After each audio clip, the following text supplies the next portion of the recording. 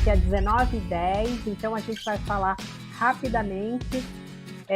Nós estamos assim muito felizes, eu estou aqui representando a GRH, tem várias pessoas da GRH aqui dentro com a gente. Nós estamos muito felizes, até por força dessa união, né? Nós estamos juntas dessa vez com o Grubase, que aliás eu participei por quase 5 anos.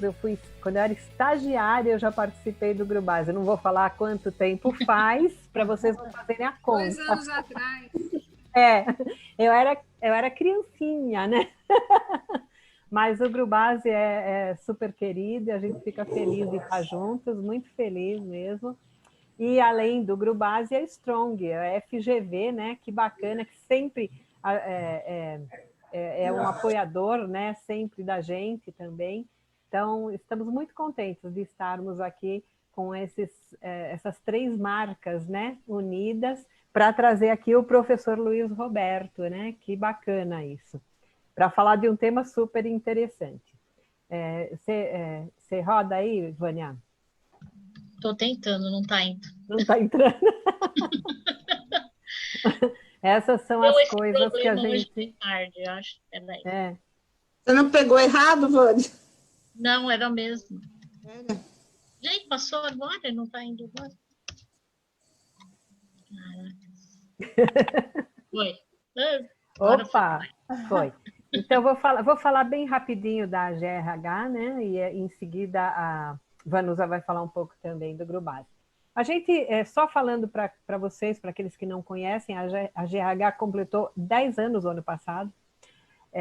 E a gente tem, assim, uma missão de contribuir para o desenvolvimento das pessoas, né?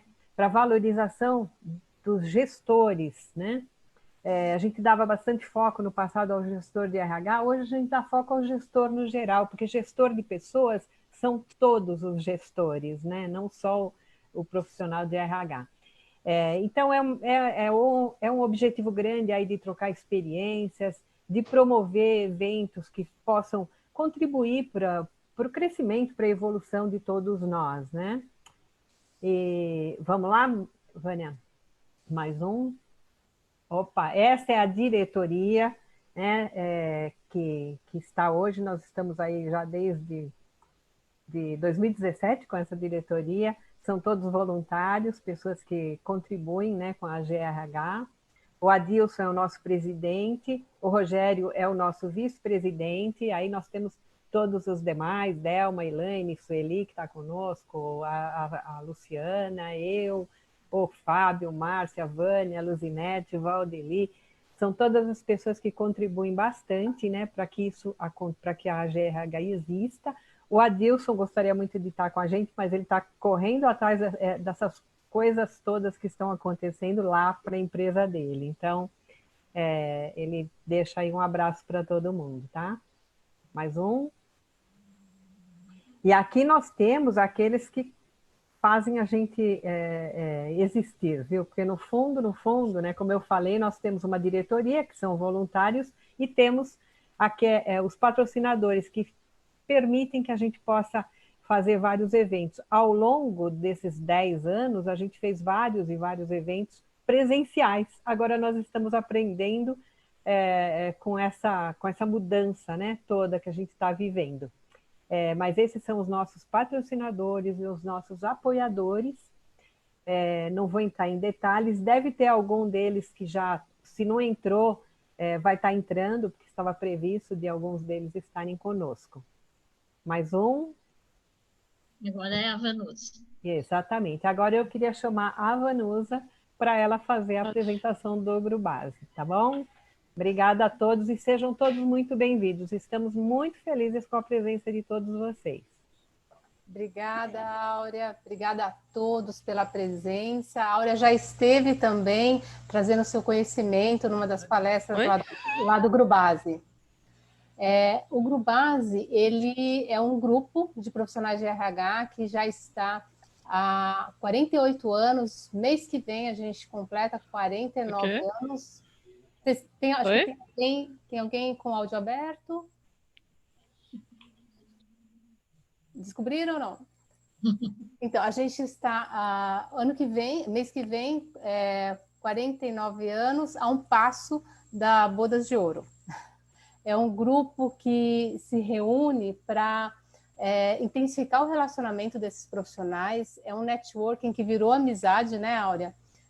E aí, para aprender e para transformar esse aprendizado em inovação nas empresas e também com essa preocupação, com essa conexão com a sociedade, né? Valores como relacionamento, comprometimento, reciprocidade, tudo isso vai compondo essa mistura que é o Grubase, e está aí com essa jornada na região do ABC e agora para o mundo online, né, Áurea? Pode passar o próximo, Tânia. Essa é a coordenação de 2020. Então, eu, a Cíntia, vice-presidente, a Malvina, diretora social, a Luciana Martins, que ela não está hoje com a gente, a diretora cultural, a Cida, financeira, e a Leda, diretora administrativa, nessa conexão que agrega. E a Leda vai apresentar os nossos patrocinadores. Pode passar, Vânia, obrigada.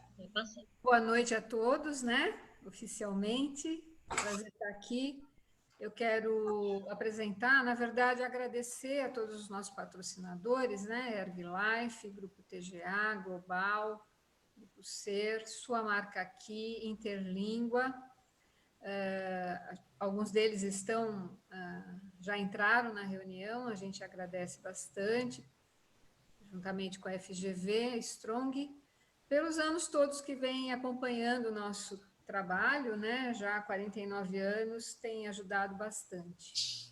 Especialmente a gente agradece para a Cleni, da FGV, que fez a ponte aí entre a GRH e o Grubase, apresentando o nosso palestrante de hoje, o professor Luiz Roberto Carnier, para a nossa reunião, né? Que com um tema tão atual, tão relevante como esse. Então, apresento formalmente, né, o nosso palestrante, professor Luiz Roberto Carnier, da FGV, a quem a gente agradece muito por estar aqui conosco e a quem eu passo a palavra agora. Ok. Agradeço vocês aí pelo convite. É tão um prazer. Estou vendo aqui que tem vários amigos aqui, que se não são meus amigos, são seus amigos, colegas. Então, estou vendo aluno aqui, estou vendo muita gente legal. E esse mundo é pequeno. Vejo aí que alguns são até... Eu pedi para que tirasse o que está aparecendo lá, o quadro, porque possa... Alguém que deixou compartilhando. De fechar lá, porque vai atrapalhar a apresentação aí, né? Fechando aí. Porque para mim, aqui eu estou vendo, eu estou usando aqui o meu smartphone agora, sim, aí tá.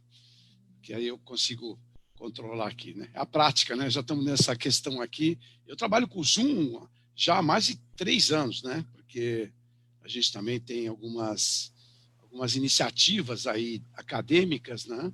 Fora do Brasil, e tem que ser por Zoom aí que a gente já usa. Então, estou aqui bem já acostumado. Bom, primeiramente, queria agradecer o convite, tá?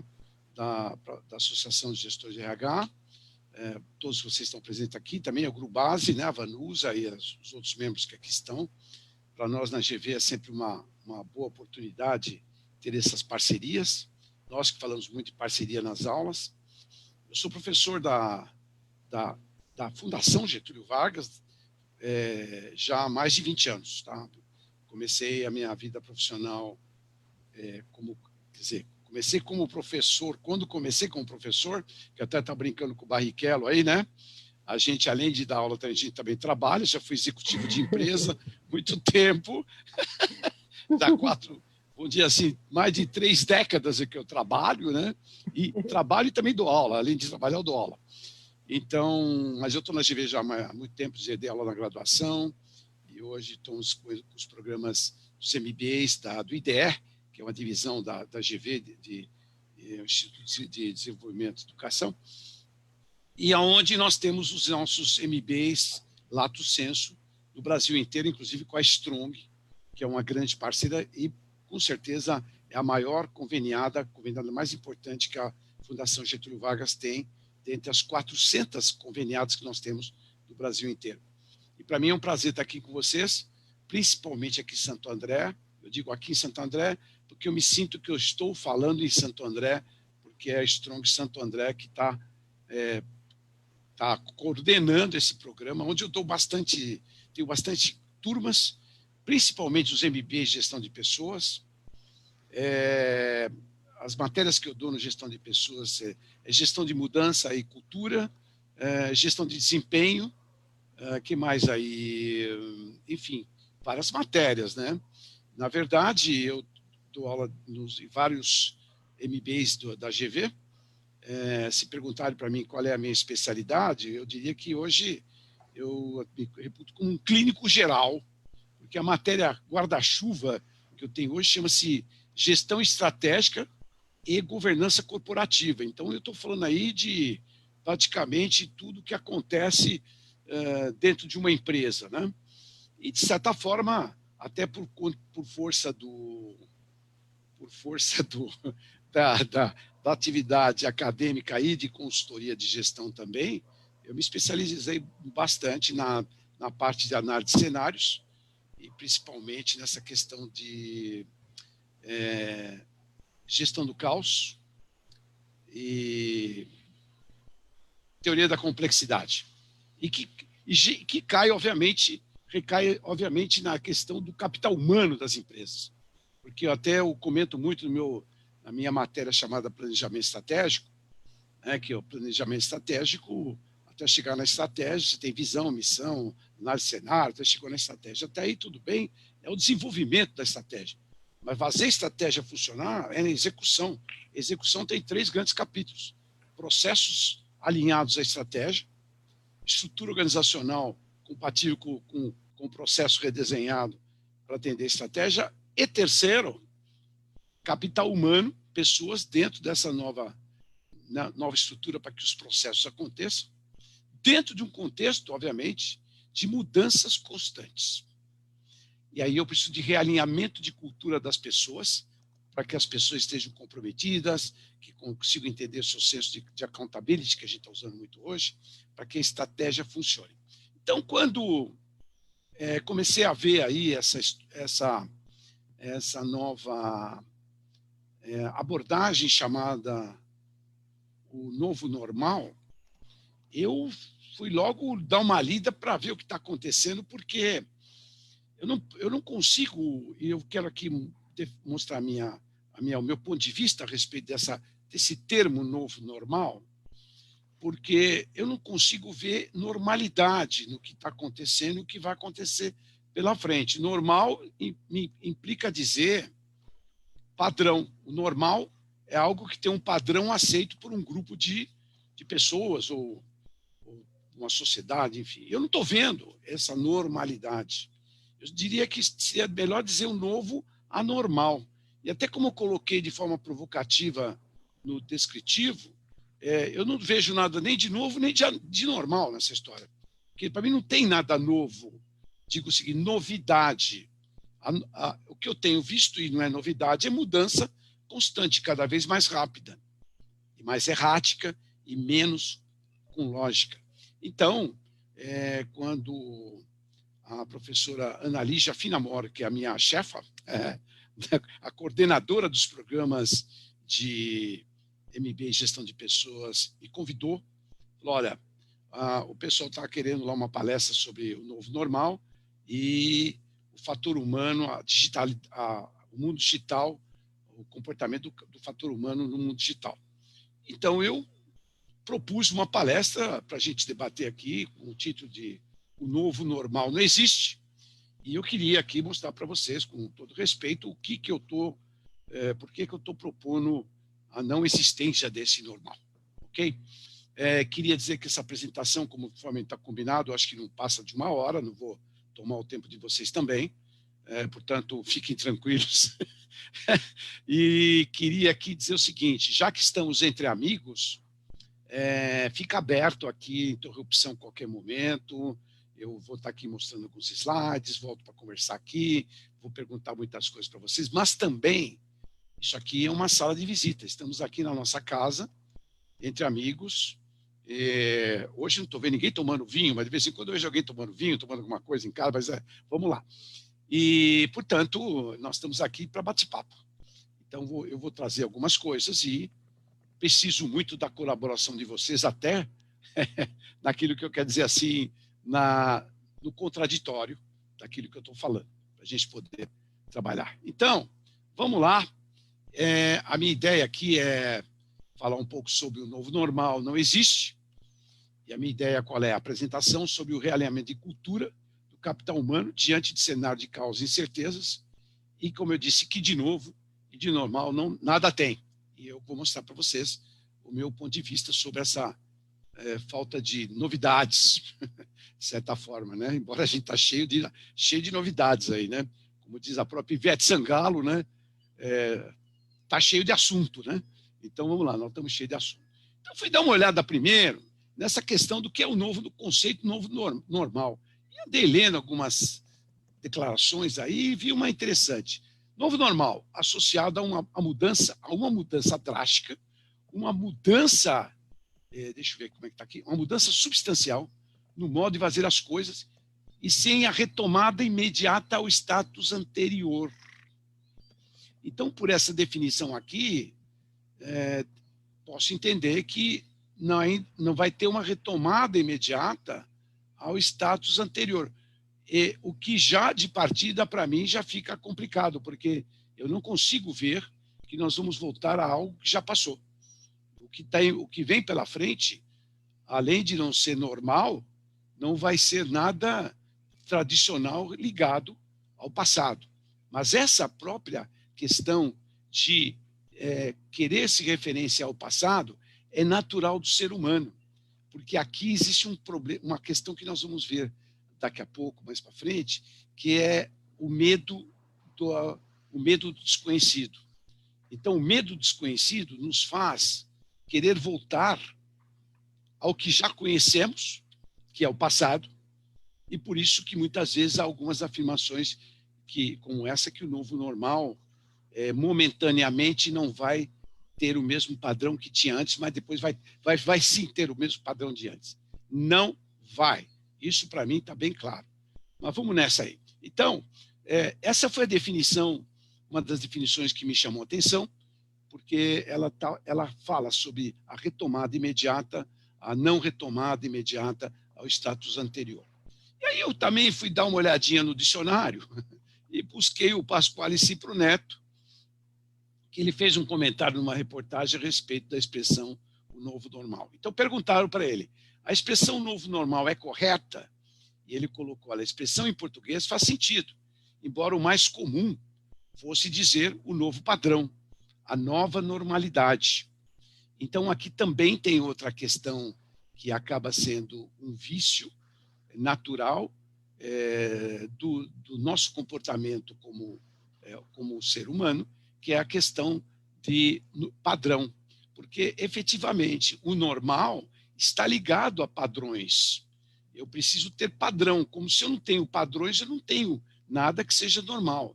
Olhando até pelo lado, vamos dizer, das ciências exatas, né? A definição do normal é aquilo que a maioria faz. Então eu tenho aí um eixo alfa, né? uma frequência alfa, onde eu tenho uma parte que é exatamente aquilo que chamaríamos do normal, aquilo que a maioria faz, que é exatamente os dois lados 34, 34, e obviamente todas as outras partes do 2 alfa, 3 alfa, o 2 negativo também aqui, não é o normal, né? Então isso que nós chamamos de normal, e nós vamos ver que esse normal aí, essa grande contingência não vai existir daqui para frente, porque cada um de nós vamos interpretar, e aí é uma questão de sensibilidade cognitiva, interpretar o que é normal do que vem por aí e o que não é normal. E nós vamos ver que cada vez mais essa normalidade não vai existir, porque cada um de nós vai ter uma percepção diferente das coisas que vão acontecer. Olhando, por exemplo, essa figura, já que estão falando de normal, será que esses caras, por nosso entendimento, são normais? né? Então, se existe o padrão de normal, esses caras não são normais, né? Mas para a comunidade deles, eles são normais. Né? Para nós não é por quê? Porque nos choca, porque essa figura foge dos padrões de normalidade, talvez de aparência, qualquer coisa desse tipo. Nada que eu estou dizendo que nós não vamos aceitar essa nova forma, mas isso para nós não é normal, num certo sentido. Claro, se você for um motociclista da Harley Davidson, né, você vai ver que esses caras aí, até parece aquela banda ZZ Top, né? Mas esses caras são aqueles motociclistas da Harley Davidson que adora uma campanha de doação de sangue, essa coisa toda aí. Eu, como também sou roqueiro, né? Tem a escuderia Pepe Legal lá na Moca, que tem 300, 500 caras iguais a esse daí, e que tocam lá os seus rocks lá, Creedence Clearwater Revival, Lynyrd Skynyrd e tudo mais, e para eles aquilo é normal. Então, veja que o senso do que é normal, principalmente no que nós estamos vivendo hoje, é totalmente fora de padrão, ou seja, não tem o normal. Isso é que não poderíamos considerar como normal em condições de pressões normais, temperatura e pressão, como nós dizemos. Outra foto aqui também, vamos lá. Isso é normal? Isso seria o que para nós, se isso aí não é normal? Seria o anormal? E, aliás, aqui nós temos uma questão até importante aí, que nós vamos ver daqui a pouco também, é que a chamada flexibilidade cognitiva, né? Que nós temos que aceitar os outros como eles são e entender que isso sim seria o normal, mas o nosso entendimento, a nossa cultura ainda não consegue aceitar isso como sendo normal. Nada contra o sujeito aí que tirou essa foto, lembrança da minha última viagem à Meca com as minhas 5 esposas. Isso aí, para nós, de certa forma, não pode ser considerado algo normal, mas é normal. É normal para ele. Então, até aqui eu puxo um pouco o Freud, que diz a respeito dessa questão, e diz lá, olha, um ego normal é como a normalidade geral, ou seja, uma ficção ideal. E ele até coloca, portanto, classificar alguém de anormal é a suprema pretensão de se julgar normal. Se eu considero o outro anormal, eu considero que eu sou normal. Afinal, eu me estarei usando como padrão para julgar o outro, o que já será uma anormalidade deplorável. E, portanto, de certa forma, quando nós discutimos aqui em tese o que é normal ou deixa de ser normal, já nos remete a derrubar o novo normal, porque daqui para frente nós vamos ter comportamentos totalmente diferentes dos padrões que nós conhecíamos até então, antes dessa pandemia que nós estamos vivendo aqui. Então, esse é um detalhe, primeiro, sobre essa questão da normalidade, que eu queria trazer para vocês, e que eu acho que mostra que realmente o normal é muito discutível, o que vem a ser normal, deixar de ser normal. Perfeito? Isso aqui me remete também, já dentro de uma área corporativa, né, entender que se o novo normal é associado a uma mudança drástica, como nós vimos, uma transformação substancial do modo de fazer as coisas, e sem a retomada imediata ao estado anterior, supõe-se que, num determinado momento, voltaremos a ter a normalidade que sempre tivemos. E isso me remete à definição do Kurt Lewin, o Kurt Lewin, como queiram, né, que vem da década de 50, sobre a gestão de mudanças, onde ele define que as mudanças têm que ocorrer nas empresas a partir do descongelamento do que é hoje, fazemos as mudanças e congelamos novamente. Isso sempre foi aí até a década de 70 e alguma coisa ainda em 80, uma definição, inclusive acadêmica, e que, de certa forma, esse que vos fala nunca concordou com ela, porque desde então eu já percebia que nós tínhamos que descongelar perfeitamente, fazer as mudanças, mas nunca pensar no recongelamento. Tanto é que eu dou aula de planejamento estratégico e o primeiro capítulo dos meus encontros, e tem alunos meus aqui agora que estão assistindo essa aula, assistindo essa apresentação, que tiveram aula comigo ontem, por exemplo. Estou vendo o pessoal aí, né? E que a gente falou exatamente isso. Pensamento estratégico. O que é o pensamento estratégico? É desenvolver uma mudança, fazer um planejamento estratégico escrito a lápis, com uma borracha bem macia do lado, porque no dia seguinte você vai ter que apagar tudo que você escreveu hoje, porque tem que mudar tudo. Perfeito? Então, veja que o senso de mudança está cada vez mais presente no nosso dia a dia. E nós vamos entrar agora mostrando para você exatamente que vai ser muito difícil nós voltarmos ao que éramos antes. O normal do passado não vai existir mais, por várias razões. Gente, eu estou aqui falando, se vocês quiserem me interromper, quiserem falar alguma coisa, estou às ordens, tá? Vamos lá. Então, tendo isso em mente, vamos lá. Eu não posso aceitar sem debates o conceito do novo normal, porque o novo normal entende-se que, num determinado momento, voltaremos ao que éramos antes, que seria, portanto, confirmando a tese do Kurt Lewin sobre essa questão da mudança. Descongelamento, muda e congela de novo. Esquece. Isso aí não existe, não vai dar. Agora, a questão toda é a seguinte, olha lá. Por que estamos tanto debatendo e dando tanta importância a esse tema chamado novo normal? Algumas dos questionamentos que eu tive, por que as pessoas estão tão interessadas em debater e conhecer o que é o novo normal, tanto é que nós estamos aqui por uma palestra nesse sentido, eu levantei algumas hipóteses. As pessoas estão interessadas por quê? Porque elas estão buscando a segurança? Porque elas estão buscando o conforto? Ou será que é o medo do incerto, o medo da incerteza que vem pela frente? Dessas três alternativas, quais as que vocês acham que é a mais provável? A busca da segurança, porque eu tenho que entender qual é o novo normal e vai me trazer a segurança, e eu preciso ter segurança. A busca do conforto ou o medo do incerto? Qual seria dessas três aí a que mais vocês imaginam que seria a alternativa mais provável? Né? Qual, bem? Fala, Rosalina. Fala, Rosalina.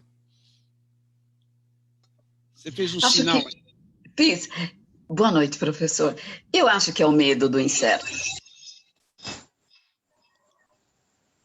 Também concordo, medo da incerteza.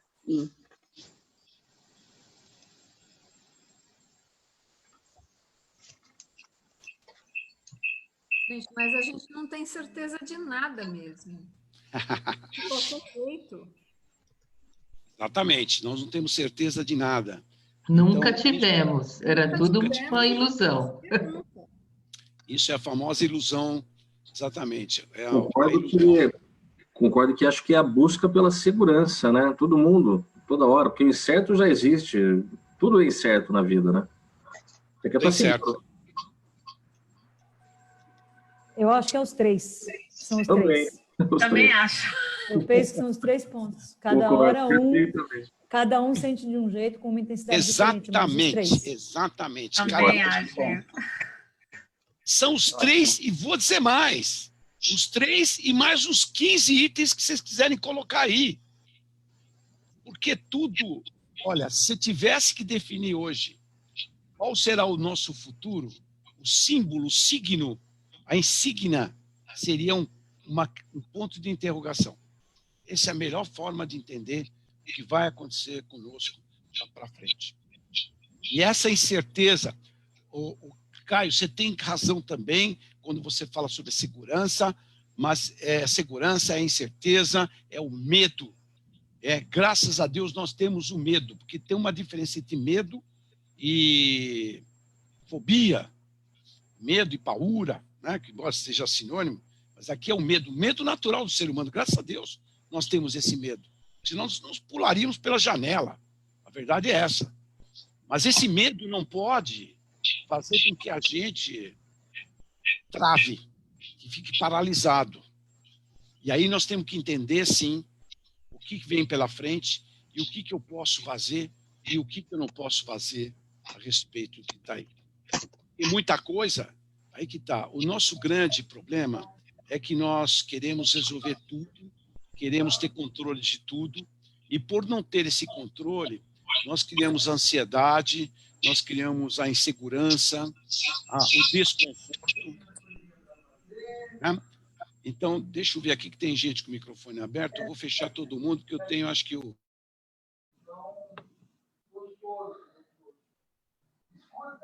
Deixa eu perguntar uma coisa.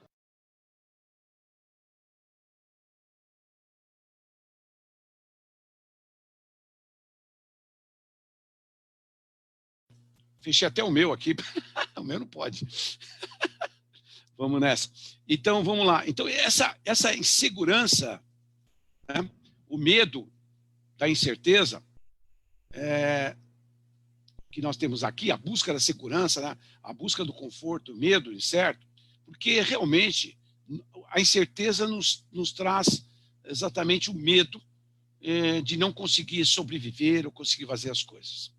E aí eu também aqui fui buscar um pouquinho aqui do pai da complexidade, o Edgar Morin, e que diz lá, né, as certezas são uma ilusão, que inclusive foi dito aqui por vocês agora. E ele afirma, olha só, que tentamos nos cercar com o máximo de certezas, mas viver, na verdade, é navegar em um mar de incertezas, através, olha só da expressão que ele usou, ilhotas e arquipélagos de certezas nos quais nos reabastecemos. Então, nós temos aí, claro, algumas verdades, algumas certezas, né? Mas no fundo, nós estamos navegando no mar de incertezas e cada vez mais esse mar vai crescendo e os arquipélagos, as ilhotas vão desaparecendo todas as vezes. Então, certezas absolutas nós realmente não temos de nada. Aliás, há um artigo muito interessante, posso até depois buscar o link e passar para vocês, que eu vi agora recentemente, alguém me mandou no Facebook, do próprio Edgar Morin, do qual eu sou fã de carteirinha número 1, em que ele está falando exatamente sobre a questão das incertezas. E ele remete o assunto para... Bom, ele é o pai da epistemologia também, está entre os grandes aí. E ele fala sempre da questão de que não existe na sociologia e nem em qualquer ciência a certeza absoluta, nem na medicina. Ele coloca isso lá. Nem na medicina, onde os médicos até discordam, né, das opiniões até de pesquisas científicas. E aí ele faz referência a outro grande filósofo também, que vale a pena dar uma olhada também, o Karl Popper.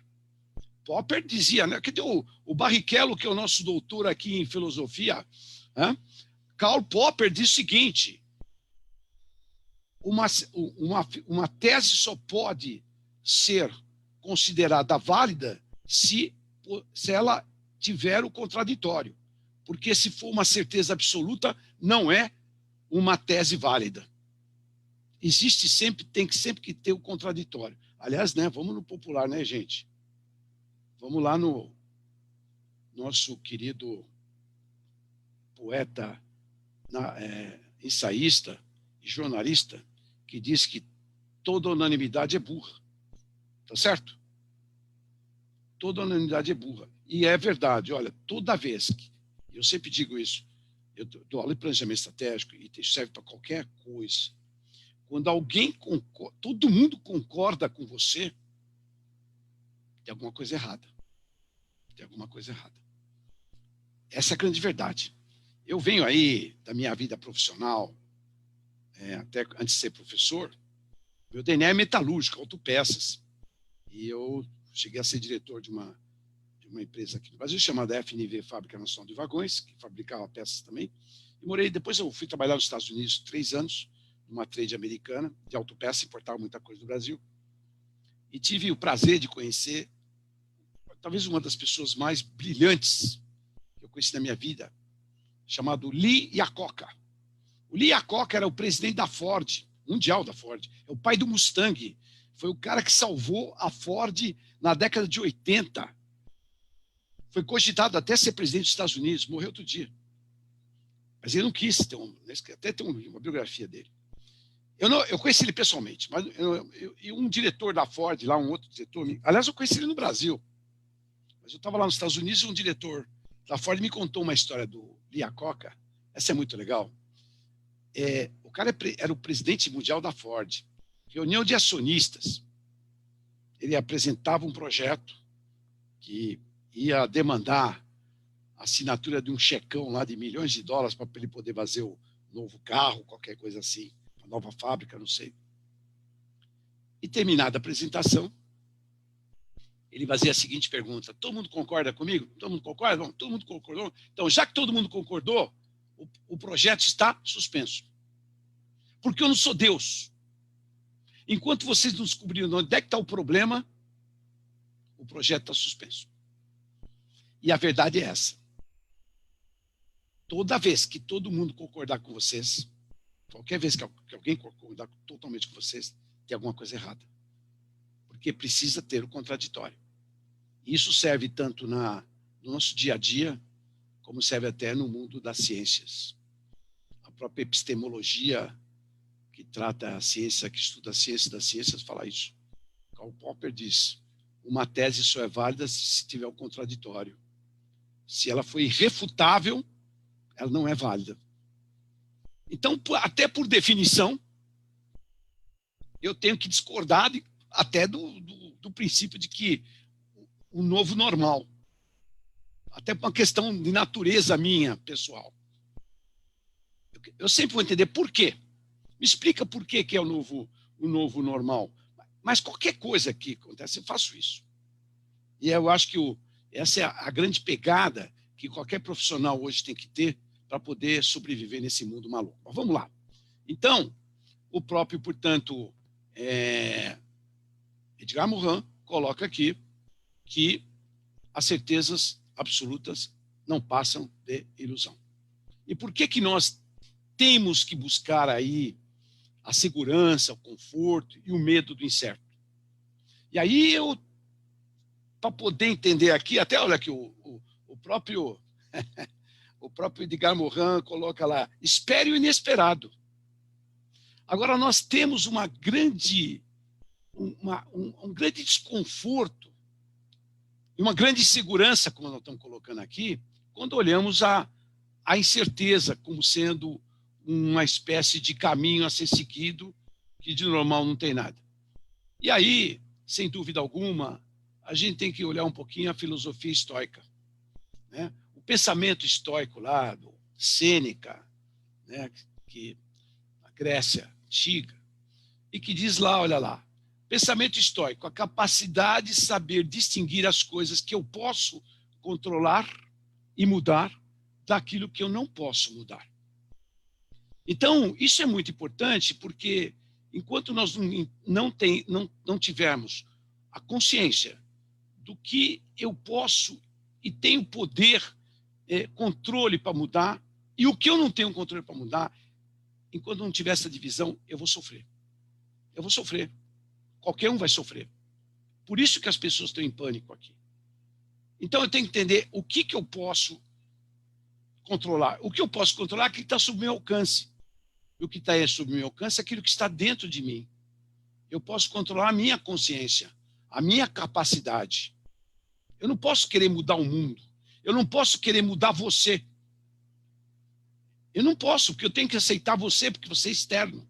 Eu posso adaptar-me às mudanças, e esse é o ponto, a partir daquilo que eu conheço a meu respeito. Então, o pensamento estoico mostra exatamente isso. O que eu posso mudar e o que eu não posso mudar. E aí eu tenho, se eu não sei, não consigo controlar isso, eu tenho um auto-engano. Como o próprio Carl Jung fala, enquanto você não souber quem realmente você é, tudo aquilo que acontecer a você, você reputará o destino. Porque eu não aceito, muitas pessoas não aceitam as coisas como são.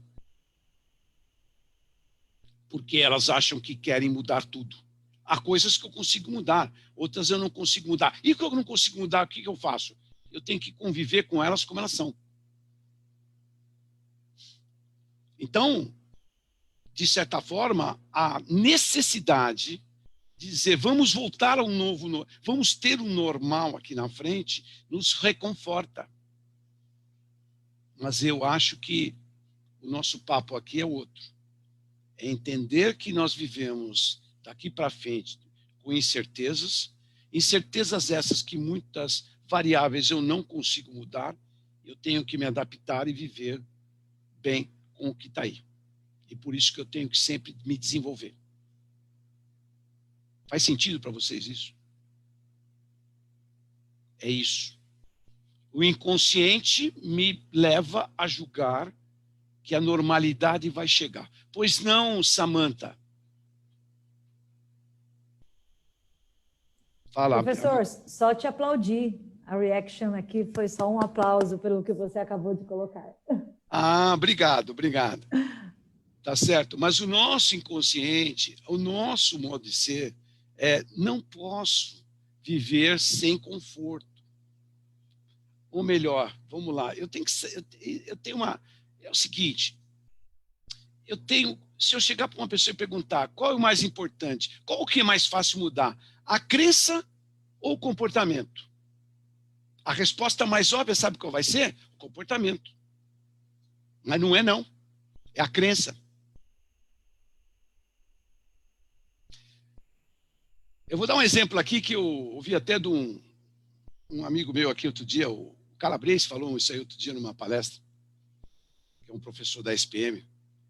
Ele falou o seguinte: crença e atitude, comportamento. Crença e comportamento. Qual o mais fácil de mudar? O comportamento. Não é não. Veja só, uma coisa é dizer assim, que foi o exemplo que ele usou. Eu vou começar a fazer uma dieta a partir de hoje. Isso é mudança de comportamento. Agora, e se eu disser assim, eu creio, eu tenho a crença fiel de que amanhã eu começo a fazer essa dieta. Qual que é mais forte? É lógico que a crença. E essa eu posso mudar. É muito mais fácil.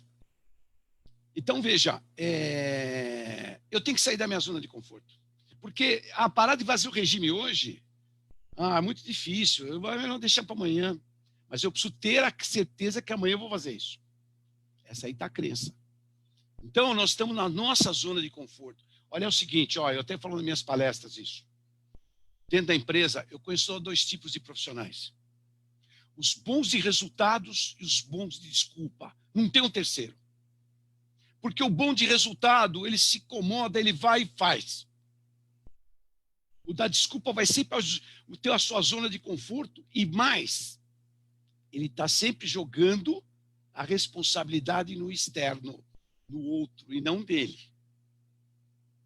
É isso que a filosofia estoica fala, que nós temos que ter a consciência do que podemos mudar e o que não podemos mudar. E aquilo que eu não consigo mudar, eu tenho que me adaptar àquilo que eu não consigo mudar. Até para botar aqui, olha, o que o Carl Jung fala, olha só, isso aqui é legal. Quem olha para fora sonha, mas quem olha para dentro desperta. O autoconhecimento. Eu acho que isso é o que leva a nós evitarmos o autoengano. Muitas pessoas passam a vida toda se autoenganando, sempre culpando os seus fracassos aos outros. Vamos dar uma olhada aí, o que nós temos aí para poder trabalhar essa mudança que nós estamos buscando. Primeiro que nós estamos vivendo aqui, o novo normal ou incerteza, até coloquei aqui. Até o próprio Alvin Toffler está definindo, nós estamos na terceira onda, a onda do conhecimento, e se nós olharmos bem, o que é o conhecimento que as pessoas têm? O conhecimento é a informação, a parte útil da informação. O conhecimento é a parte útil de toda a informação que você adquiriu ao longo da sua vida. Forma o seu conhecimento. Então, conhecimento é a junção de informação e velocidade. Estudos mostram que tudo que a sociedade, o mundo conseguiu criar de conhecimento até o século XVIII, dobrou em 1900. Portanto, dobrou em 150 anos. De 1900 a 1950, dobrou em 50 anos. De 50 a 60, dobrou em 10 anos. Em 2030, é esperado que todo o conhecimento humano dobre a cada 73 dias. Então, veja aqui uma nova evidência de que realmente a velocidade das mudanças são cada vez mais rápida. Quanto tempo faz que existe telefone celular? Não tem 30 anos, 25 anos, por aí. Acho que nem isso. Você já imaginou sua vida sem telefone celular? Esquece. Passou a ser a extensão da sua mão. O cara pode esquecer a carteira em casa, mas não esquece o celular, é capaz de voltar. Se ele esquecer a carteira, não volta. Mas o celular volta. E além do que, esse aparelho não é um telefone celular. É um aparelho que, por acaso, fala. Por acaso, você faz uma ligação. Ele é um monte de coisa.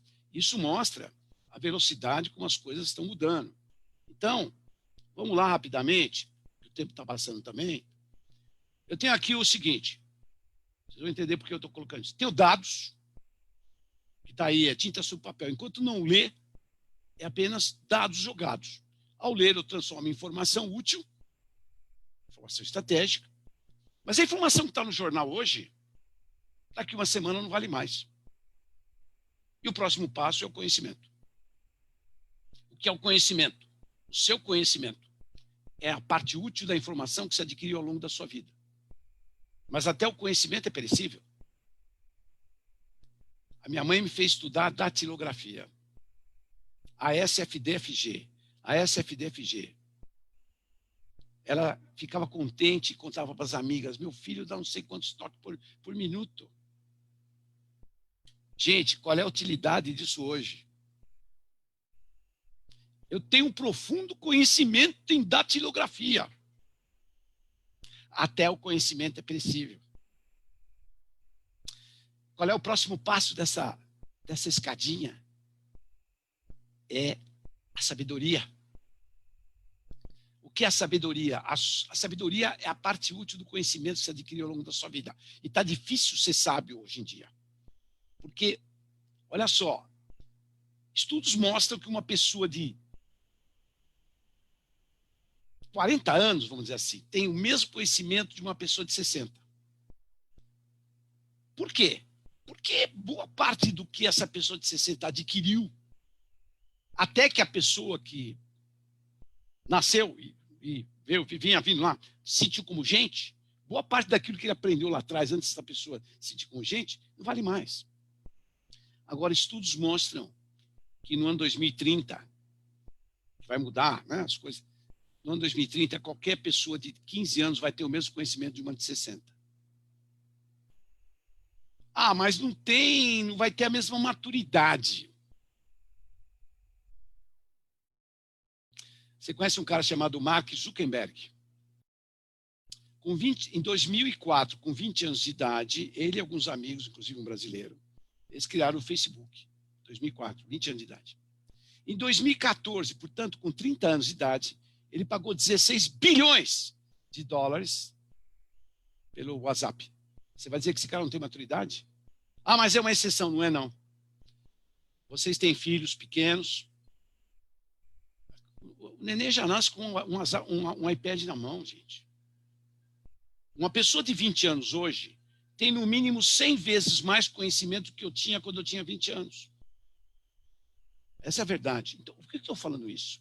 A velocidade das mudanças, a velocidade do conhecimento. E uma coisa que, desculpe, todos nós aqui, eu posso falar que cabelinho branco aqui já me permite falar isso. Vocês, por mais jovens que sejam, já são velhos perto dessa geração que está entrando no mercado hoje. E esses caras não entram com medo que nós estamos tendo. Eles vão de peito aberto. Sabe por quê? Porque eles não viveram o passado. Eles não têm essa memória do que era os bons tempos. Bons tempos, nada. Isso é bobagem. A pessoa fala assim, meu tempo que era legal. O cara tem mais de 60 anos. Não, quando eu era criança. Falei, tá legal. Como é que era ir no dentista quando você tinha 12 anos de idade? Por causa de uma cárie. Vai lá, era bom. Quem gosta de passado é museu, viu? E nós temos que olhar para frente. Não dá para olhar para trás. Claro que o conhecimento que nós temos, a experiência que nós temos é sagrada. Graças a Deus temos isso. Mas nós não podemos viver desse passado.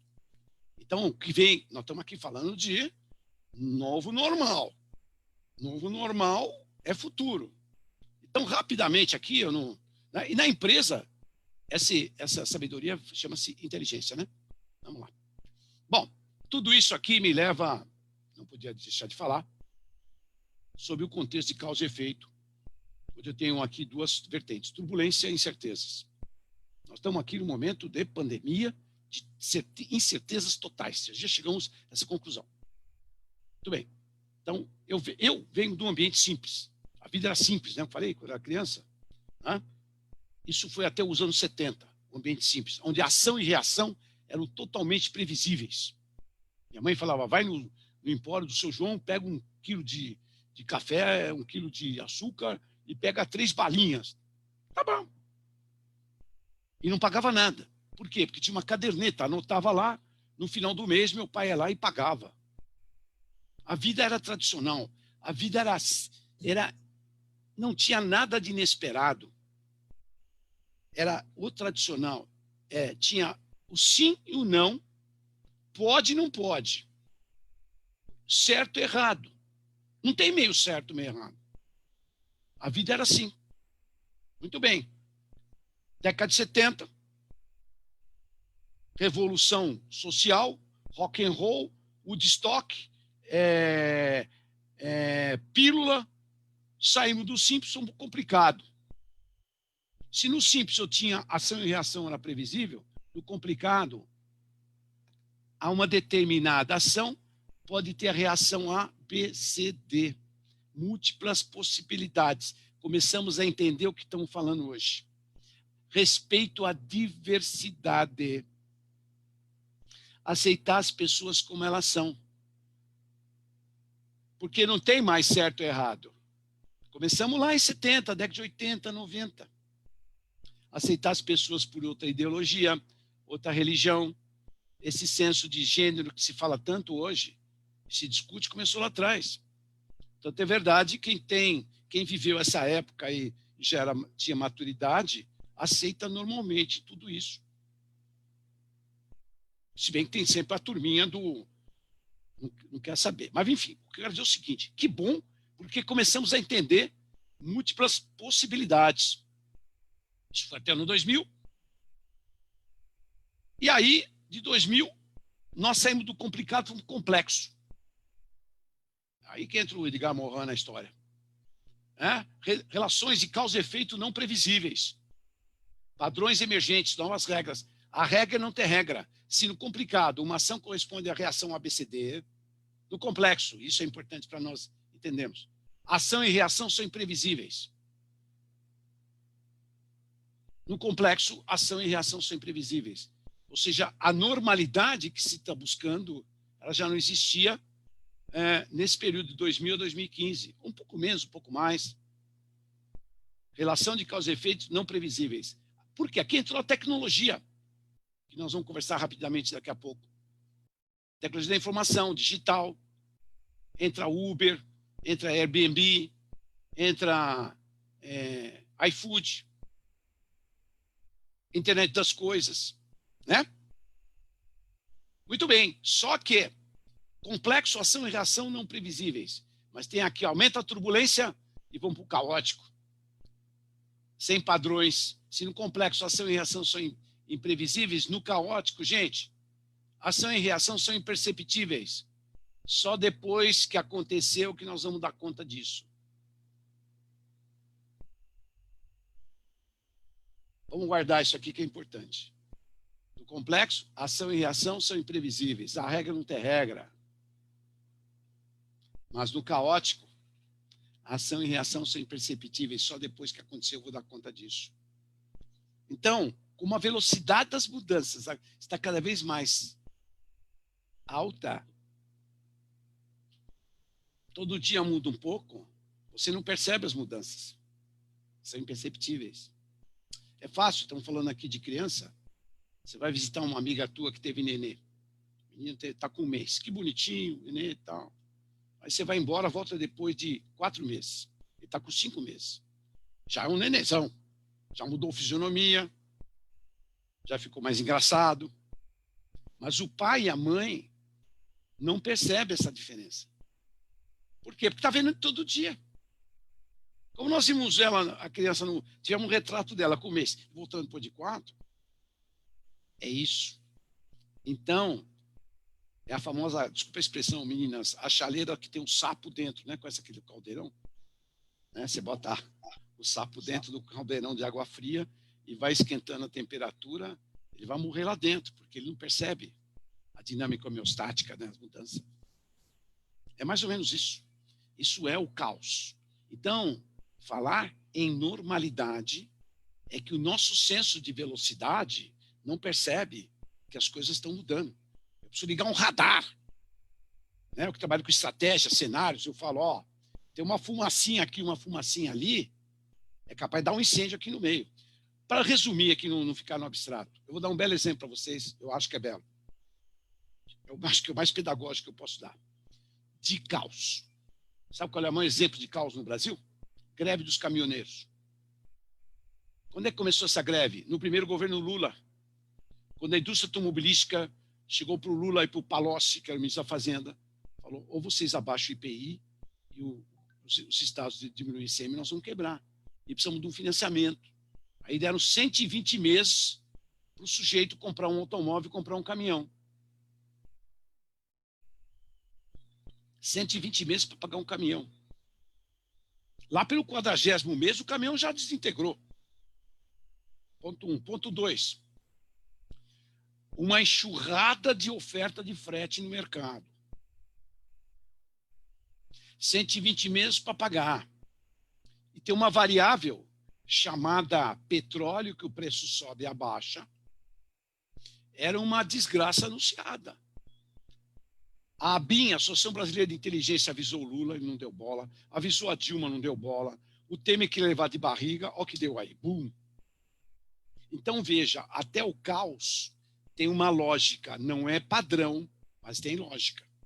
Eu pego as variáveis e começo a analisar. É esse senso que os executivos têm que ter daqui para frente.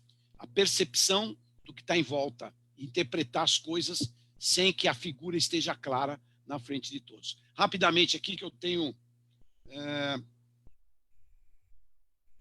mais 20 minutos no máximo, tá certo? Então, eu estou aqui falando de complexo e caótico. Guardem esse conceito. No complexo, ação e reação são imprevisíveis, no complexo, e no caótico, ação e reação são imperceptíveis.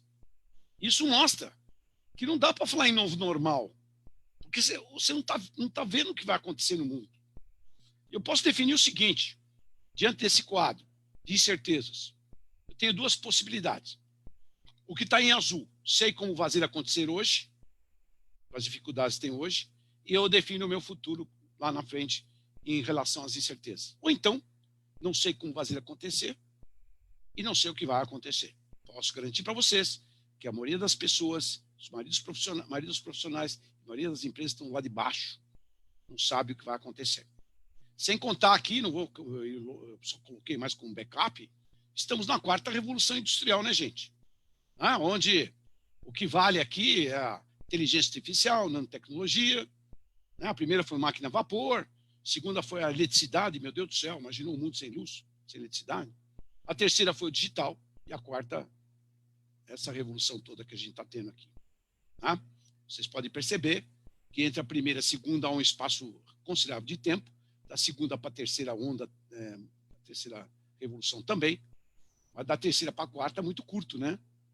Da década de 60 para cá, em relação a todo esse outro período, e daqui a pouco estamos na 5ª já. Né? E aqui a definição que nos leva ao caos.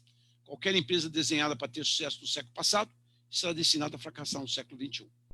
O Klaus Schwab, o presidente do Fórum Econômico Mundial, em 2016, vaticinou qualquer empresa desenhada para ter sucesso no século passado será destinada a fracassar no século XXI. E no 2018, isso que é importante para nós aqui em RH, determinar os 5 fatores que mudarão o conceito da vida profissional de hoje a 2030. Fala-se muito em perfil, como fazer frente a essa incerteza. E eu gostei muito dessa definição deles aqui, porque é muito realista. Os estudos feitos pelo Fórum Econômico Mundial são espetaculares. Recomendo entrar no site, tem muita coisa boa lá. Eles colocaram aqui 5 fatores. Eu vou direto neles aqui para ficar mais fácil. Fator número 1. Robotização, automatização, digitalização terão avanços distintos em distintos segmentos. Então, se olhar o first mover lá embaixo, robôs humanoides, serviço financeiro, investimento, 35%, robôs estacionários, setor automotivo, 53%, né, aeroespacial e tal. Vamos lá, os drones, aéreos e subaquáticos, hein? Olha lá, indústria de petróleo e gás, 52% vai estar, a força de trabalho vai estar sendo, utilizando isso, portanto, aí vai sobrar somente 48% para o ser humano, e na indústria mobilística, 42% vai estar automatizada, com o que eles estão chamando de robôs de terra não humanoides, nem me pergunte o que é isso, mas enfim. Olha aqui, aqui o que interessa para nós aqui é os novos empregos, o The Jobs Landscape. E aqui, dê uma olhada, por exemplo, todos, 1, 2, 3, 4, 5 é coisa técnica, né? Cientista de análise de dados, inteligência artificial, mas olha o 5º, vendas, profissionais de vendas e marketing, e aqui que nos toca mais, o 9, especialista em desenvolvimento organizacional, o que significa que o ser humano vai continuar ainda fazendo parte do jogo, tá certo? Mas, item 3, numa proporção bem menor, em 2025, 52%, em uma forma genérica, será ocupado pelos robôs, né? Pela máquina. E o que mais nos interessa, isso aqui dá para fazer dá para fazer um workshop de 10 dias sobre isso aqui. As atividades e tarefas que demandam novas especialidades baseadas em nossas competências. Vou passar isso depois para vocês aqui da associação, para poder passar para todo mundo, porque aqui isso aqui é importante, tá? Olha só, 10 competências. Lendo rapidamente, vou ler aqui, 1, 2, 3, 4 a 10. Resolução de problemas complexos. 2, pensamento crítico. 3, criatividade. 4, gestão de pessoas. 5, articulação empreendedora. 6, inteligência emocional. Né, queridos? Vocês são da área de gestão de pessoas. As pessoas são contratadas pela sua competência técnica e são dispensadas pela sua falta de equilíbrio emocional no relacionamento, seja com os colegas, seja com clientes, enfim. Inteligência emocional. A arte está no equilíbrio, né? 7, capacidade de julgamento, tomar decisão. 8, orientação para servir. Olha aqui, orientação para servir. O que nós queremos dizer? O que quer dizer com isso? O senso de apoio ao colega, o senso social, é a questão da servilidade aqui. Vamos lá. 9, negociação. E 10, flexibilidade cognitiva. Flexibilidade cognitiva para poder entender que você tem uma opinião diferente da minha, eu tenho que te respeitar e vamos debater as visões diferentes para criar algo novo. Então, veja aqui, esses 10 fatores são fundamentais daqui para frente. Tá? E 5º, por isso que toca o assunto da gestão do conhecimento, por isso aqui que a GV se preocupa muito com isso. 5º, teremos que olha aqui, gente, tornarmos eternos aprendizes de novos conhecimentos de vida curta. Eternos aprendizes de conhecimento de vida curta. E que em 2022 vamos ter que investir 101 dias do nosso ano com aprendizados. Tá? E, portanto, qualquer empresa desenhada para ter sucesso no século passado será destinada a fracassar no século XXI, se não mudar as coisas. Então, eu tenho incertezas de tudo que é forma para tomar decisões. Até eu nem falei muito, para não esticar, mas eu vou falar.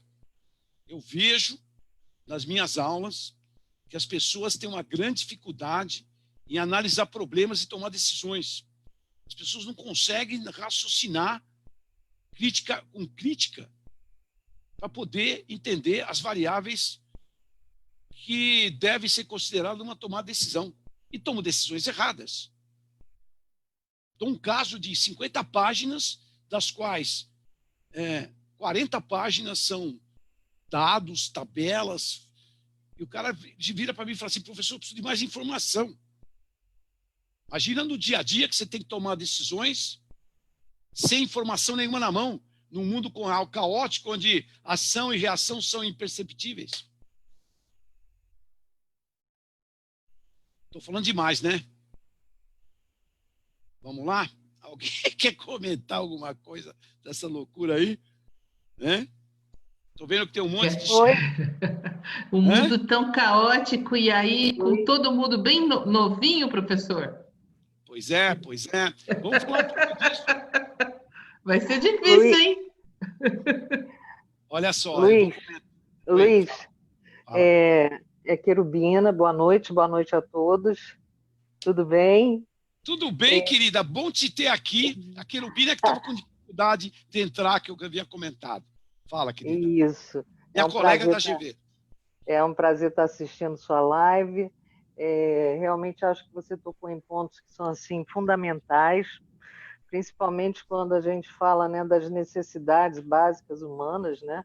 E aí quando você fala de segurança, de conforto, isso tudo é extremamente explicável, até no sentido do quanto as pessoas se sentem num processo de instabilidade constante. Mas acho que você abordou também um tema muito importante, que é a abertura ao aprendizado, né? A mudança dos modelos mentais, a quebra de mindsets e principalmente as crenças. Acho que falar num novo normal é mexer com tudo, porque na realidade nós estamos nos referindo a sair da padronização. Exato. Vivenciamos diversas eras, mas a grande realidade é que nós nos mantemos na primeira. Exatamente. A primeira delas, né? Evoluímos Exatamente. muito pouco, tanto como seres humanos, e em se tratando da era da consciência, também que deveria ser, né? Eu acho que nada é o acaso, tampouco o caos que nós estamos vivendo. É um processo grande de aprendizado, e que eu acho que aí consiste o maior aprendizado para RH. Acredito que tenhamos, né, até por conta do grupo, né? Achei muito interessante, prazer em conhecer o grupo também, o Grubase, não é isso? Em se tratando de profissionais de RH, talvez aí esteja um dos maiores aprendizados, porque transformar não com base em padrões já advindos, né, de outros modelos de gestões e principalmente de culturas organizacionais, mas transformar em cima do ressignificado para as pessoas de vida e de novos valores. Então, eu não sei o que seria esse novo normal. Até houve alguns comentários super interessantes também, mas não dá para a gente responder, falar ao mesmo tempo, né? Porque termina que a gente perde a sua palestra, que foi muito boa. Mas, enfim, eu acho que o que fica para a gente como reflexão é o que seria esse normal? O normal é o que todo modelo mental deseja, né, e todo ser humano, para garantir o seu senso de segurança e estabilidade. Mas o normal, eu acho que ele não existe mais, porque ele está muito dentro daquilo que as pessoas estão buscando como referência de felicidade. Isso se aplica ao trabalho, isso se aplica à vida como um todo, né? Essa é a minha percepção. Então, eu queria te parabenizar. Estou vendo que você está daqui a pouco chegando ao final, e falar sobre isso, né? Foi bom para a gente também refletir. Ok? Perfeito. Obrigada. Legal, obrigado. Eu fico muito Oi, contente. professor. Pois não. Boa noite, meu nome é Giselda. Estou aqui com uma questão também que tem me preocupado bastante, né? Que a gente sabe que foi colocada aqui, essa necessidade da gente se atualizar, da gente estar sempre aprendendo coisas novas. E uma questão que eu tenho observado com várias pessoas e até na minha empresa, uma questão que me preocupa é com relação à exaustão que as pessoas colocam com relação à quantidade de informação e lives e conteúdos, e, enfim, isso em todos os níveis, né? Nos mais velhos, nos mais novos que gostam, inclusive, que já vieram conectados aí, né? Diferente da nossa geração. Nós temos um grupo nós temos um projeto social, né? Que é formação para alunos aí de segundo grau, né, toda assistência aí para Enem, enfim, e nós estamos com formato online e as pessoas estão falando que estão exaustas, né, com tanta informação, com tanta... Então, é uma coisa que, para mim, hoje, também é uma preocupação.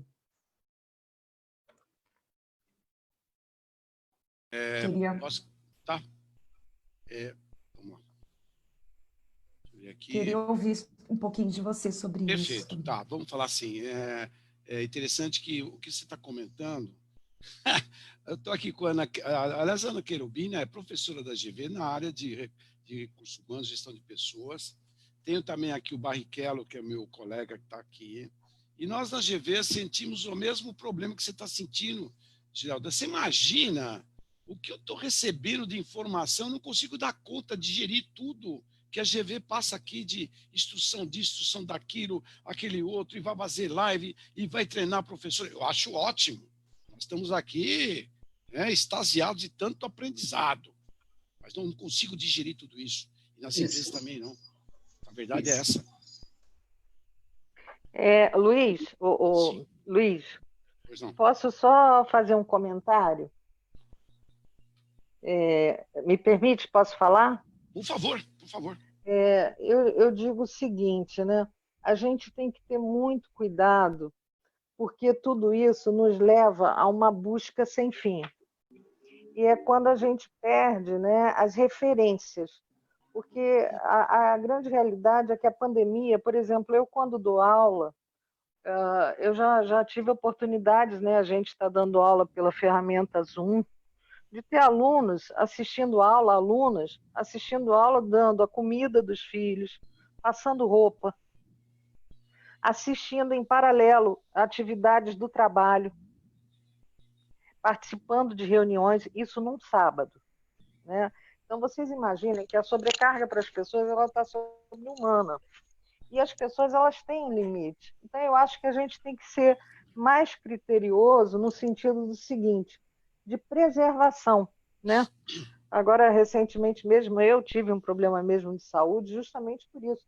A gente tem que aprender a se autopreservar, porque senão isso se transforma numa neurose também. As organizações, elas buscam resultados, e, aliás, diga-se passagem, né?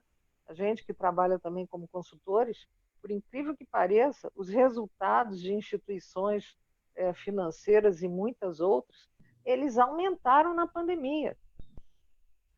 Decisões que eram tomadas, às vezes, que levavam semanas por conta da diretoria, hoje são tomadas em horas. Então, tudo isso exige muito mais das pessoas. O home office ele tem o seu lado bom, mas ele, da forma como ele aconteceu, ele se transformou num grande transtorno também para as pessoas, principalmente para as pessoas que não conseguiram se organizar para isso. Então, para a nossa colega, né, que está falando, que questionou, eu diria que a gente tem que parar mesmo para refletir. Será que isso é tão importante neste momento? Priorizar, porque senão, se a gente entra nessa onda, a gente fica louco, né? E a gente esquece da gente, que a gente também precisa cuidar dessa parte emocional, familiar, porque está tudo junto, né? Uhum. Perfeito. Também acho, é por aí. Mas, professor, eu gostaria de fazer uma pergunta, se você me permite. Se me permite, só um minutinho para responder a pergunta que está pendente, e em seguida você fala. A questão do acúmulo de informação, só queria comentar o seguinte. Outro dia eu fiz uma palestra e tinha muita gente jovem. Eu estou falando sobre a questão da informação com conhecimento, transformação da informação com conhecimento. O cara assim, mas agora eu não preciso estudar tanto, ler tanto, porque tem tudo na internet. E eu falei, olha, é o seguinte, a internet tem um mar de inovação, um oceano de informação, mas quase zero de conhecimento. Enquanto você não lê aquilo, não adianta nada. Porque, e aí, só para fechar, essa nova geração que está vindo tem a informação da vastidão de um oceano, mas o conhecimento com a profundidade de um pires. Então, o que está acontecendo também nas empresas é uma enxurrada de informação, de dados, muitas vezes não é nem informação, e que ninguém vai absorver tudo isso aí. Ninguém vai conseguir absorver. Então, é como a Ana Querubina comentou, precisa ter uma dosagem melhor disso. E nós estamos aprendendo a viver nessa loucura toda, onde nós vamos ter que aprender a viver, trabalhar em casa com hora para trabalhar, hora para descansar, cuidar de filho, né? Porque a ideia é essa mesmo, mas enfim. Vamos lá, vamos lá. Alguém fez uma pergunta que eu acabei não vendo quem estava perguntando. Não, fui eu que solicitei um espaço para te fazer uma pergunta. Pois não, Dalton. Vamos lá. Todos que estamos participando aqui dessa live, de alguma maneira, têm vínculo com a educação, somos educadores. E fomos educados e preparados, e como educadores a gente sempre deve pensar um pouco à frente, até para mostrar as tendências para aqueles que serão educados. E uma das coisas, trabalhando a questão de processos de transformação, de reinvenção, lá atrás, uma das coisas que eu ouvi e que fez muito sentido para mim, foi uma frase de Joel Baker, que diz o seguinte, que quando um paradigma muda, tudo volta a zero. Essa frase, com um sentido muito profundo, soou muito poético para muitos consultores, educadores naquela ocasião, porque, puxa vida, olha, faz sentido, parece uma rima de uma poesia muito bonita. Só que agora nós estamos vivendo na pele e sabemos exatamente o que significava aquela frase, porque o paradigma mudou e tudo voltou a zero. Então, o que era não voltará nunca mais. Mesmo os baby boomers, todas as pessoas, assim como eu, a gente sabe que nós não vamos mais ter espaço nesse sentido. E uma coisa só que me remete a uma preocupação. Um dos núcleos de educação e de transformação é a universidade. A universidade, na sua opinião, e os professores estão preparados para se reinventar e caminhar segundo o que a gente está vivendo e o que o mundo está demonstrando? O paradigma mudou, tudo voltou a zero. Essa é a pergunta. Qual é a sua opinião? Ok, perfeito. Posso dizer uma coisa para você? Não está preparado, não. Não está preparado. Estamos nos preparando, já temos na GV mudanças radicais, mas também eu preciso preparar, e a Ana Querubina está aí, pode falar também, eu preciso também mudar um pouco a cultura dos alunos. Porque vamos pensar o seguinte, a chamada sala invertida. Eu dou um texto para o pessoal ler antes e trazer, antes do módulo, antes de vir para entrar com o meu módulo, eles têm que ler, interpretar e trazer para a sala de aula. Quantos que leem? Poucos. Estou ocupado, não tenho tempo, não vi, não recebi o e-mail, não sei do que se trata, li, mas não entendi, li pela metade. Então, veja, não quero alongar aqui esse assunto, mas sim. Posso até te ajudar só um pouquinho nisso, já que você... Aliás, a especialista é ela, não sou eu. Vamos lá. Eu concordo que a gente vive um processo. Não adianta a gente tentar buscar as soluções somente nas universidades. É uma questão cultural. Muitos alunos, por exemplo, ainda resistem bravamente ao uso da ferramenta para o aprendizado. E nós estamos falando dos milênios, né? Das novas gerações. Então, é algo extremamente contraditório, né? É algo que, se você for pensar, por mais que você evolua no processo da educação, da sala de aula invertida, ou, enfim, do processo de aprendizagem, é preciso também que essa cultura tradicional da escola ela se transforme. E isso envolve família, envolve mentalidades, envolve as universidades, os professores. Então, infelizmente, eu, né, assim, particularmente, eu não vejo como se todos estivessem preparados para todos os desafios. Nem universidades, nem alunos, o que não significa que parcialmente parte não esteja, né? Por exemplo, nós na Fundação conseguimos recuperar isso muito rapidamente, né? Os nossos alunos ficaram acho que uma semana somente sem aula, mas o que não significa que todos tenham sido adeptos e que tenham aderido, ainda tem isso. E isso acontece em todos os lugares, né? Só para te ajudar. Exato. Obrigada. É verdade, é verdade. Mas, enfim, estamos mudando, estamos aprendendo, e eu acho que as novas gerações já vêm aí, essa geração alfa, que está com 10 anos, 12 anos hoje, já vem desse jeito. E tem um detalhe também. Veja só. O que uma pessoa que tem 10 anos hoje, quando tiver 20, vai precisar saber, nenhuma escola, nem a GV, nem a Harvard tem para ensinar. Porque essa pessoa vai ter que ter conhecimentos para trabalhar em uma atividade que ainda não foi inventada. Dá para entender isso? Então, Perfeito. Nós vamos ter que rever essas coisas todas. E não é só falar mal da... Não estou falando mal da GV, pelo contrário, eu amo essa escola, meu Deus. Há 30 anos aqui, e eu tenho orgulho, e sempre falo isso, Aninha, é o seguinte, eu falo, olha, falo para meus alunos, vocês têm que... vocês estão aqui na melhor escola do Brasil, porque a GV foi a primeira, nessa mudança, a adotar rapidamente, tomar uma decisão rápida e adotar o sistema Zoom para dar aula. Então, não estou metendo pau na GV, não estou falando mal da GV, não, porque é uma autocrítica. E nós sabemos disso dentro da escola, que nós vamos ter que rever os assuntos. Né? Muita coisa que ensinamos hoje não vale mais. Então, olha só para completar, que eu quero também terminar aqui, não quero segurar vocês, que é o seguinte, outro dia aqui em Santo André, uma turma, olha que coisa interessante, a validade desse sistema que a gente está vivendo agora nesse momento. Uma turma que já estava, o nosso MBA leva quase 2 anos. Portanto, eles estavam já um ano, tinha decorrido um ano, uma turma de 50 alunos, e começamos aqui, eu peguei essa turma um pouco reticente com o novo sistema. Mas que a aula presencial é melhor, porque é isso, porque é aquilo lá. Muito bem. No final da aula, a representante de classe veio falar comigo. Falei, pronto, lá vem bobo.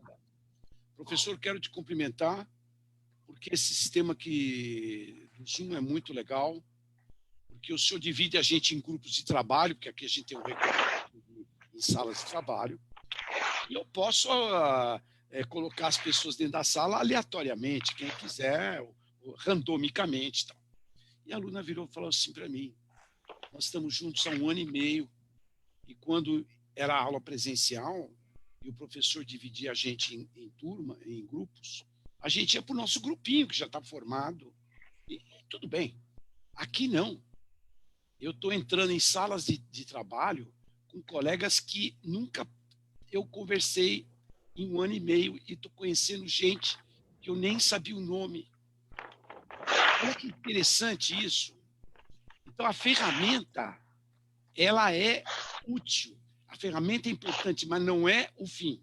A ferramenta é apenas o meio. Porque o que está acontecendo, só um pouquinho, Ana, não sei se você vai falar, mas é o seguinte, eu, professor, tenho aqui à minha disposição um monte de instrumentos. É Kahoot, é Keeper, é não sei o quê, para dar para os alunos e tal. Quer saber o que eu faço? Eu, Luiz Carnier, uso muito pouco isso. Porque o mais, para mim, o mais importante é o que eu estou tendo agora com vocês. É olhar no olho aqui, ó. Olha o olho de cada um. E tem uma coisa interessante por aqui, é que aqui eu estou vendo o nome de todo mundo.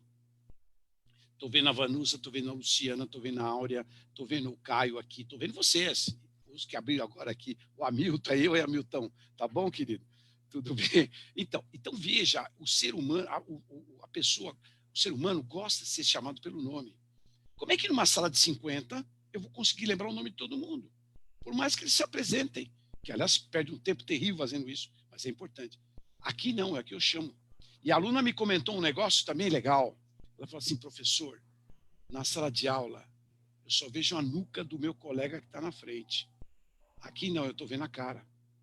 Estou vendo o rosto, né? Cara, estou vendo a expressão facial.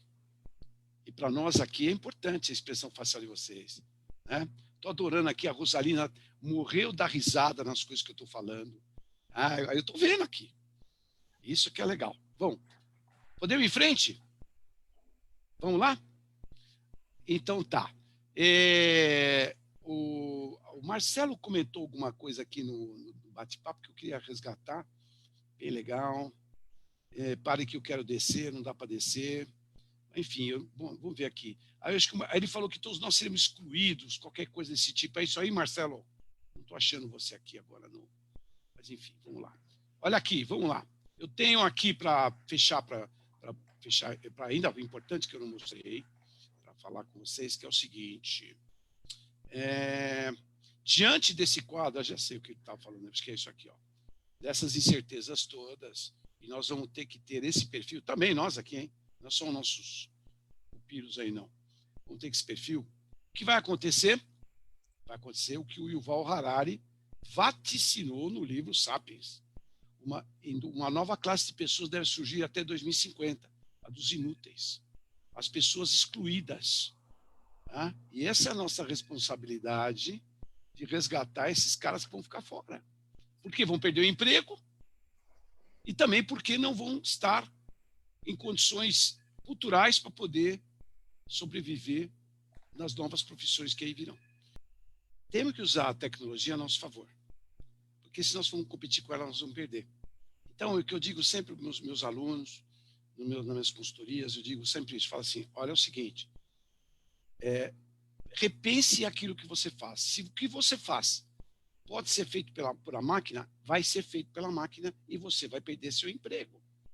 Portanto, você vai ter que se redizer numa outra posição. Nós, professores, também vamos ter que pensar nisso, porque daqui a pouco, quem vai dar aula para vocês, não, eu falo para eles, né? Não vai ser o professor que vos fala, vai ser o Watson, da IBM, e as moças lá, as minhas colegas de trabalho, que querem assistir uma aula, vão falar, eu quero ter uma aula com o George Clooney. O George Clooney vai dar uma aula para você em português e vai responder qualquer pergunta. E, na verdade, é um avatar que está ligado. Então, esse é o ponto.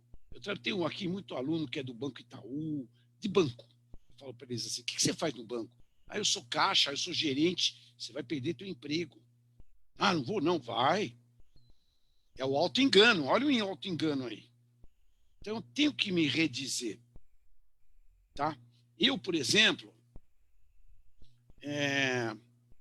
sabe o que eu estou fazendo nessa pandemia? Além de tudo isso que vocês já falaram que tem que fazer, eu resolvi fazer um curso de neurociências à distância.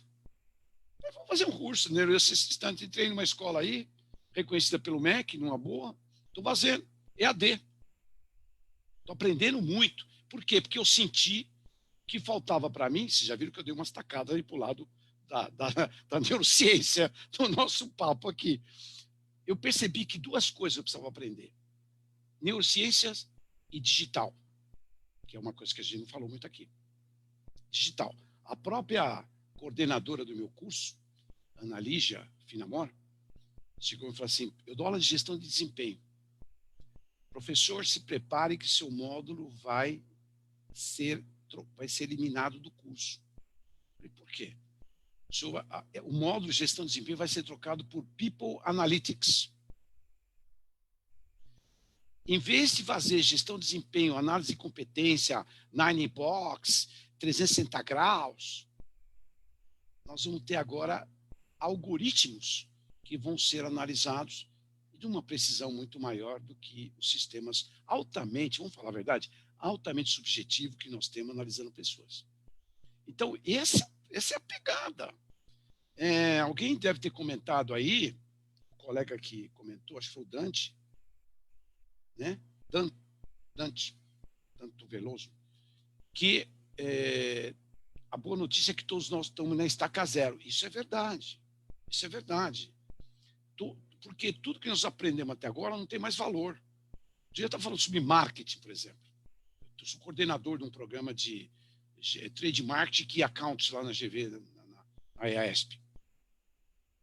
Então, eu fui entrevistado pela revista Marketing Moderno, uma coisa assim. E eu falei exatamente isso. Falei, a boa notícia é que todos nós estamos na estaca zero em termos de digital. Estamos aprendendo. Então, temos que aproveitar e seguir. Então, eu estou me redizendo, estudando, por exemplo, neurociência. Estou adorando. Eu acordo de manhã, 6 horas da manhã, sento aqui no computador, eu vou até às 8, direto, e às vezes eu quero até, vou um pouquinho mais, mas não posso, porque tem que trabalhar. Né? Mas então nós temos que nos redizer. Perfeito, gente? Temos que nos redizer, e é isso aí. Bom, fechando aqui, para não tomar mais o tempo de vocês, e agora agradeço até a atenção. Vamos lá. Então, fechando aqui, fica claro para nós que a maioria das pessoas estão aqui do lado de baixo, hoje tem dificuldades, incertezas, não sabe o que vai fazer, não sabe o que vai acontecer. Nós temos que estar na linha azul, temos que estar lá em cima, e isso nós precisamos ter, portanto, esse perfil. E uma das coisas que eu sempre dou nas minhas aulas, eu faço, olha, qual a sua autoavaliação de 0 a 10 nesses 10 fatores? Se a tua nota for 7 para baixo, inclusive 7, tem que rever como é que você está nesses fatores, porque aqui é o caminho para o você 2030. Então, deixo 2 mensagens finais aqui, né? Novo normal, depois eu vou para as perguntas. Tem, o que o próprio deixa aqui essa mensagem do Edgar Morin. Tentamos nos cercar com o máximo de certezas, mas viver é navegar em um mar de incertezas, através de ilhotas e arquipélagos de certezas nos quais nos reabastecemos, e cada vez menores. E última aqui, sem dúvida, a tradicional do nosso querido Mahatma Gandhi. Você precisa ser a grande mudança que você quer que aconteça na sua vida. Porque tudo começa no seu eu, porque senão nada vai acontecer. Vamos lá. Gente, as ordens, para mais alguma pergunta? Não, só queria dizer uma coisa, professor. Que falta que você me fazia e eu não sabia. Este vigor que você me impactou com as suas informações e esse entusiasmo me fez descobrir isso. Você me faz muita falta. Muito obrigada. Vamos conversar mais, com todo o prazer. Muito obrigada. Tá? Eu acho Parabéns que pela palestra. Obrigado. Gente, obrigado.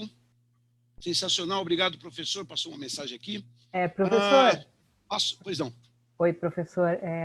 Só um comentário. Tem sim uma ou outra pergunta e muitos elogios, né? Eu até estava tentando buscar, porque eu tinha visto algumas pessoas, mas assim, teve bastante comentário, muitos elogios, né? E algumas perguntas que algumas pessoas fizeram, eu fui observando e vendo que você respondia na sequência, com o próprio, já na sequência do seu trabalho, e também com a professora Ana, né?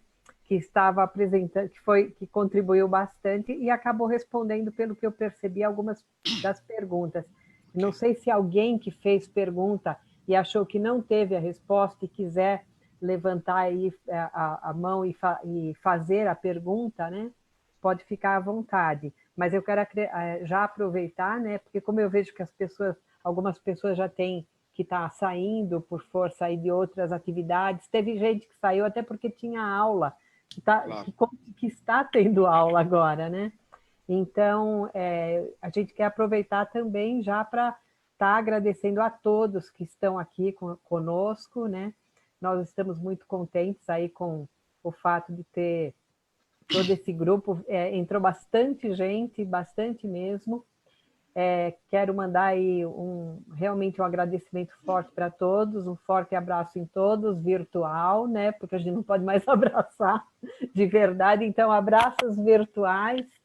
E queria agradecer já, né, no nosso caso, em nome aqui da AGRH, a você, essa palestra excelente, essa apresentação excelente, acho que tem tudo a ver com o que a gente está vivendo e realmente, né, a gente tem que se preparar para as novidades daqui para frente. Eu tenho uma filha de 19 anos e sei o que é conviver com uma pessoa tão diferente, né? Não, que o pior é que você pergunta alguma coisa para ela, ela vai falar assim, como é que foi? Ela fala, normal. É verdade, normal. E normal para eles realmente é normal. Eles não têm muita preocupação com algumas coisas que nós, né, temos, né? É outro mundo. O mundo deles realmente é muito diferente, né? Mas é bem bacana, a gente aprende muito com essa molecada aí. Mas eu queria agradecer demais, gostei muito. E acho que a Vanusa também quer falar alguma coisa, né, Vanusa? Tá sem o som, isso. Eu quero, Áurea, agradecer, de fato, um tema muito importante para os dias atuais. Eu acho que um ponto, um insight que você trouxe, que é aquele padrão lá do sapo no fogo, ele está cada vez mais urgente, porque esse fogo ele está fervendo num tempo menor e, de fato, a gente se anestesia com os padrões, né? Então, é importante a gente estar vindo numa palestra dessa para repensar alguns comportamentos, se conectar nesse digital, aprender mais e usar as ferramentas possíveis para a gente poder surfar nesse tsunami aí de informações, né? Como a Giselda comentou, no pessoal escolher o que faz sentido, né, para esse alinhamento, para os nossos modelos, no profissional, que negociações a gente está fazendo com essa onda que invade os nossos finais de semana. Então, realmente é um desafio e ótimos insights. Obrigada a todos pela presença, GRH, pela parceria nesse encontro, a Strong FGV pela palestra. Eu queria só terminar aqui, eu não queria deixar de mencionar a presença aqui dos meus dois colegas, o Barrichello e a Ana Querubina, que ajudaram bastante aqui na presença, e que é até bom para a Ana Querubina conhecer o grupo, depois podemos fazer uma introdução melhor para ela a respeito, porque ela pode contribuir bastante. Hoje em dia ela está no Rio, mas... hoje está aqui. Luiz, é um prazer muito grande. Eu acho que a gente tem um trabalho aí coletivo. Não adianta a gente pensar isso de forma isolada, né? E como a gente hoje não tem mais limites, né? Geograficamente falando, eu estou à disposição e gostaria mesmo de ter muitas respostas, mas eu acho que as respostas elas advirão muito de todo esse processo de aprendizado compartilhado. Então, fico à disposição de vocês. Para mim é uma honra estar compartilhando esse espaço com você, Luiz, grande mestre. Obrigado. Tá bom? Okay. Eu que agradeço. Foi um prazer imenso conhecer também o grupo, Áurea. Muito bom. Que bom. E a gente agradece. Eu mandei um beijo para a mulher do Alcides, Barrichello, aqui no chat, porque eu trabalhei com ela quando eu trabalhei na empresa. E ela já mandou um de volta para você, tá? Muito bom. Beijo para você. Um beijo para todos. É muito bacana a gente encontrar. Imagina, encontrar o Barrichello hoje. Fiquei super feliz. Há quantos anos, né, que a gente não se vê. Mas, assim, muito bacana. Foi ótimo. Agradeço realmente. Eu não sei se mais alguém quer falar alguma coisa. Vamos tirar uma fotinho aí, gente? Quem tiver com a linha fechada... Acho que a Leda quer falar alguma coisa aí, Leda. Você quer falar alguma coisa, Leda? Não? Oi, não? Eu queria falar justamente da foto, né? Da gente tirar. Tá. Tem como a gente tirar de todo mundo ao mesmo tempo, não? Não. Não, tem que tirar em 2 páginas. Tem que tirar em 2 páginas. Não tem... Não encolhe. Infelizmente. Eu já tirei várias, mas vamos tirar de novo. Eu só queria falar com o Semer. Semer, já nunca vejo você aqui. Oi, tudo bem? Olha quem está aí. Eu vim prestigiar o meu mestre e os meus colegas. Que prazer, Carnier. Você tá bom, Semi? Que legal ter o Semi aqui. Que legal. Adorei. Olha que coisa legal. E você não me contou que você conheceu o Lee Iacocca, que foi um influenciador na minha vida, que era engenheiro da Ford, depois presidente da Chrysler, que foi o cara que tocou o Mustang, e ele, para todos os colegas de recursos humanos, ele, depois de engenheiro, quando ele entrou na Ford, ele foi estudar psicologia, que ele percebeu que engenheiro não sabe lidar com as pessoas, né, mestre? Década de 80. Década de 80. Autobiografia do Lee Iacocca, um livro imperdível para quem é de recursos humanos, por incrível que pareça, ele abriu a minha mente. Eu fui estudar recursos humanos, mestre. Legal. Que legal, que legal. Que bom. Se você tivesse entrado para ver se o Caio estava participando. Não, eu vim te procurar, querida. Viu, Sueli? Prestigiar esse grande mestre, dono de um conhecimento fora do comum. Eu sou fã número 1 do Carnier e o aluno predileto dele. Ah! Deixa eu contar uma piada aqui. Deixa eu contar uma piada. Piada não é piada. Deixa eu contar uma coisa que aconteceu engraçadíssima. Eu estou andando na Vida Paulista e eu sou uma pessoa que cumprimenta todo mundo que olha para mim, porque eu não sei se é aluno, não é? Ex-aluno. Aí o cara me para, ô professor, que bom encontrar o senhor aqui. O senhor sabe que lá na GV, o senhor foi um dos 3 melhores professores que eu tive. Ah, legal. Quem são os outros 2? Ele falou, eu não lembro do nome. Eu quase que perguntei, você lembra do meu? Peguei e fiquei quieto. Né? Vamos lá. Muito bom. Conseguiu tirar foto, Val? Vamos. Valderi? Tiramos algumas fotos. Oi, tirei sim. Tirei 2, tá? 2 páginas. Mas se as pessoas quiserem fazer uma pose, eu não tirei com pose. Tem muita gente que não está deixando ver o vídeo, né? Tem gente que não... É isso mesmo. A foto, senão... Danton Veloso, abre aí, cara. Então vamos mais uma. Vou tirar 2 por cada página, tá? Isso, tira. Então, calma aí. Todo mundo, como eu não sei quem vai aparecer na primeira e na segunda, na tela de vocês, todo mundo dá um sinal e segura que eu vou tirar primeiro, hein? Tá. Sorrindo. Esperem mais um pouco, que eu tirei a primeira, mas já vou mandar aqui no grupo para não perder. Aí já tira a segunda. Segura um pouquinho aí. Nós vamos para a segunda foto agora. Todo mundo de novo. 1, 2, 3. Olha quanto sorriso bacana. Isso aí. Opa, deu errado aqui, um momento. Segura o sorriso. Ah, agora foi, gente. Muito obrigado. Obrigado a todos, gente. Boa noite. Tenham uma ótima noite. Acho que vai ser muito boa depois dessa palestra tão gostosa. Valeu, obrigada. Boa noite. Tchau, tchau.